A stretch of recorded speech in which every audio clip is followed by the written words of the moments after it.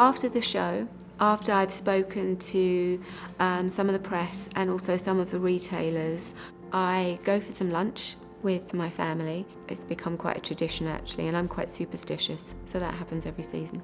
I go back to the studio where we have been doing our pre-production, and I go through the collection with my team, and we figure out what we're going to sell and what maybe we're not going to sell for various reasons, whether it's pricing or whether the fact it's hard to actually produce as part of a commercial collection. The work really begins now. The show's the most important thing from a collection and messaging perspective, but the period of time between the show and the clothes actually selling to the end customer is the most important from a commercial perspective. As soon as it finishes, all the collection comes back from the show venue, and then we'll sit in a room for hours and hours and hours and hours with Victoria, going through what pieces she wants to keep in, which things perhaps didn't work. We sit and we meet and we talk for quite a few hours about that. We look at the collection as a whole, and then we come up with a selling collection, and I will do that with all of the categories.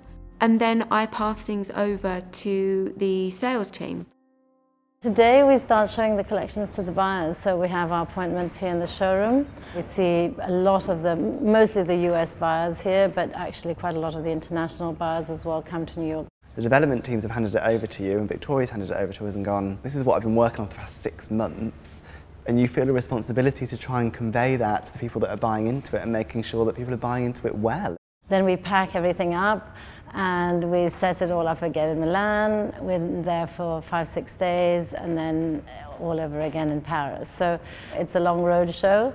When I come back to London from Fashion Week and my team are in Paris or they're in Milan selling the collection, it's great to use Skype to communicate with my team. It's great to actually see the person that you're talking to and get sales feedback. Retailers might request different fabrications or different colours.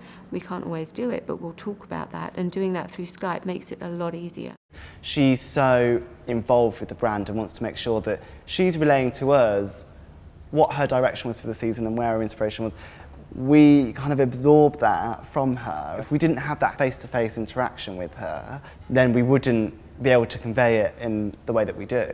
It's very, very important for me that when people come to either see a show or when they go online, that they are seeing the brand through my eyes, and that's why I pay a lot of attention to detail and all the little elements and all the little details that go into making the show a Victoria Beckham experience, if you like.